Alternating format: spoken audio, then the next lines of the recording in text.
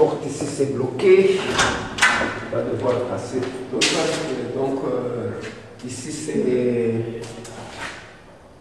le bâtiment, ici c'est le ministère des Finances. Et pourquoi est-ce que les archives se trouvent au ministère des Finances? Non, disons, c'est par manque de bâtiment propre pour les archives. D'accord. Donc, avec la création des archives nationales, c'était depuis les années 80. Donc, comme on n'avait pas autre chose comme bâtiment, donc on a dû venir faire les transformations. Donc, vous voyez l'hélicis, donc c'est les archives. On peut commencer tout au début ici.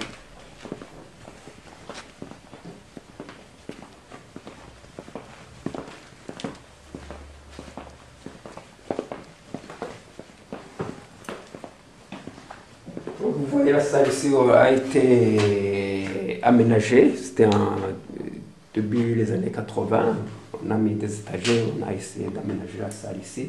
Donc, pour effectivement servir de dépôt des archives, si bien que le local ici, ça s'appelle Dépôt central des archives nationales du Burundi. Bon, il y a évidemment un autre dépôt, un autre petit local, c'est un dépôt annexe.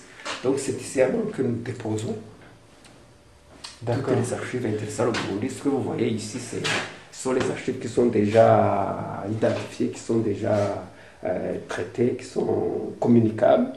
Donc vous avez, ici c'est sur les fichiers, naturellement ici c'est pour les archivistes qui viennent pour aider les utilisateurs.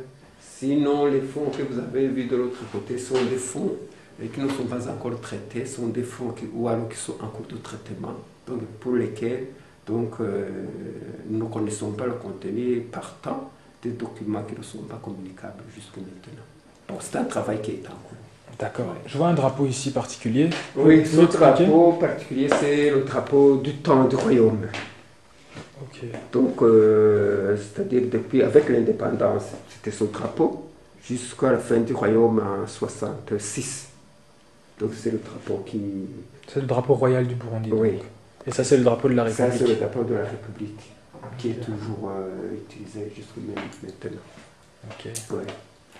Alors, je vois ici, pas de société de l'information sans archives bien gérées. Oui. Est-ce que vous pouvez expliquer un peu qu'est-ce que vous avez entendu mettre ça? Oui, bon, c'est-à-dire, ça c'est la fiche qui le dit. C'est-à-dire, on a constaté qu'à l'heure actuelle, nous sommes dans une société de l'information. Donc, c'est-à-dire, toute activité humaine est basée sur l'information. Bon, alors, dans ce cas, ces informations se trouvent où? La meilleure source de toutes ces informations, c'est bien sûr les archives. Alors, pour avoir une société de l'information, une société qui a accès à l'information, il faut absolument une source. Laquelle source? Ce sont bien sûr les archives. Alors, ces archives, il ne suffit pas seulement qu'elles soient là, mais ce sont des archives qui sont bien gérées. Donc, c'est ça que veut dire cette affiche-là. Et donc, vous pouvez faire un lien donc, entre peut-être le fait qu'il y a un manque de gestion qui est dû donc au fait que les archives sont mal gérées dans un pays ou dans la majeure pays, même des pays d'Afrique. Oui, bon. Peut-être c'est pas aussi visible, ça ne saute pas directement aux yeux, mais si on essaie d'y voir un peu plus clair, si on essaie de voir à la loupe, si je peux dire, c'est vrai, certainement qu'il y a certaines erreurs de gestion dans les affaires publiques, donc dépendent des coûts de la mauvaise gestion des archives. C'est normal qu'une administration dont les archives sont mal gérées, c'est difficile que cette administration-là puisse fonctionner normalement. C'est impossible. Hein, vous comprenez, c'est vraiment... Alors, dès lors, voilà la source des conflits, la source des problèmes de divers ordres. Donc, suite à un manque d'informations, des informations mal gérées. Alors, ces informations étant mal gérées parce que les archives elles-mêmes sont mal gérées. Donc, vous comprenez, ce sont des conséquences qui découlent logiquement. Voilà.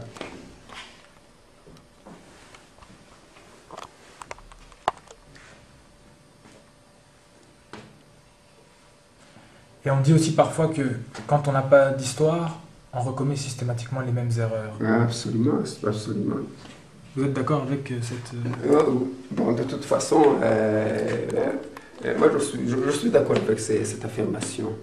Donc, s'il y a un problème, donc si vous essayez de le gérer d'une manière ou d'une autre, si le problème a été bien géré, très bien. Si le problème a été mal géré, si par malheur le même problème revient, donc quand vous n'avez pas d'informations pour voir dans le passé comment le problème a été géré, certainement vous retombez dans les mêmes erreurs. Donc, mais par contre, si le problème a été géré positivement, s'il se représente encore une fois, donc c'est normal. Donc vous allez puiser dans la source et voir les méthodes, les moyens que vous avez utilisés pour gérer positivement le problème. D'accord. Ouais. Alors si peut-être vous pouvez nous expliquer comment vous avez essayé de classifier les archives ici, donc si c'est par région ou par période. Disons, bon, les deux à la fois, mais dans le jargon utilisé, donc nous classons par fonds. Donc nous classons par fonds, un fonds d'archives. Un fonds d'archives étant l'ensemble des archives produites par un service donné. C'est-à-dire, il y a le ministère de l'Agriculture. Il y a un fonds du ministère de l'Agriculture, c'est-à-dire toutes les archives produites par ce service. Il y a un fonds ministère de l'Intérieur. Donc, c'est-à-dire, c'est l'ensemble de toutes les archives produites par le ministère de l'Intérieur. Donc, c'est par fonds. Et puis, à l'intérieur de chaque fonds, effectivement, il y a par date. Il y a par date, mais aussi il y a par sujet. Donc ce sont les trois éléments, c'est vrai. Donc d'abord, on identifie le fond. À l'intérieur du fond, on identifie les séries. Donc les séries étant, ou alors si vous voulez, les séries étant les sujets. Et puis à l'intérieur du sujet, donc c'est par date, c'est par chronologie. D'accord. Oui. Donc ici, je vois, c'est Kitega. Ça, c'est Kitega. Ouais. Et au fond, bon voilà. Bon, Kitega, c'est par région, si vous voulez. Ok. Bon, Kitega, c'est la région, donc c'est l'origine, mais l'identification du fond, c'est le AA. Okay. Le AA, bon, avec tout un ensemble de significations sur les archives coloniales, donc la résidence de l'Urundi, qui se trouvait à Kitega.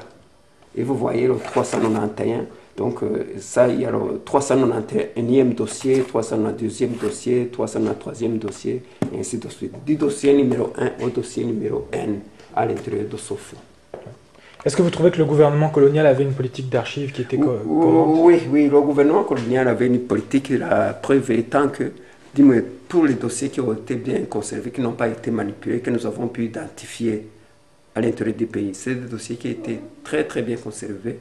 Et du reste, d'ailleurs, ils avaient un plan de classification à l'usage de l'administration d'Afrique. Donc c'était un plan de classification qui était en usage aussi bien sûr au Burundi, au Rwanda, comme au Congo.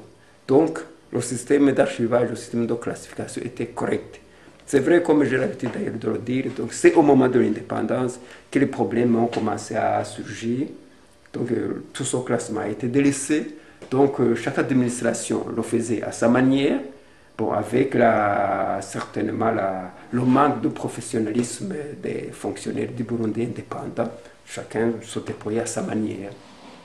Si bien que on a à un certain moment constitué des dossiers, franchement, qu'on peut parler de dossiers. Parce qu'un dossier, c'est un ensemble de documents qui parlent d'une même affaire. Alors, pour nos jeunes fonctionnaires du Burundi indépendant, ils constituaient plutôt, ils amassaient des documents, donc sans aucune organisation rationnelle, une organisation scientifique. Voilà, donc c'est un problème aussi que j'ai pu constater. C'est peut-être aussi dû donc, au fait que le Burundi traditionnel étant oral, oui, il n'y avait pas cette culture d'écrire. Justement, il n'y avait pas cette culture d'écrire, mais aussi il y avait le manque de professionnalisme. Donc des personnes qui étaient chargées du classement, qui étaient chargées de l'archivage.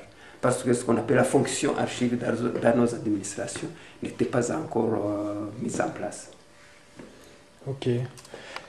Donc ici je vois Rutana. Oui, Rutana, c'est bon. Donc ça c'est une autre région si vous voulez, c'est un autre fond. Sinon le système de classement reste le même. Avec tout ça, ce sont des références des côtes. On appelle ça des côtes. Ça sont des côtes Rotana A. Justement, ça c'est l'époque coloniale. Rotana c'est la lettre E, plus la série numéro 6 et le numéro du dossier à l'intérieur. Ok. Bon,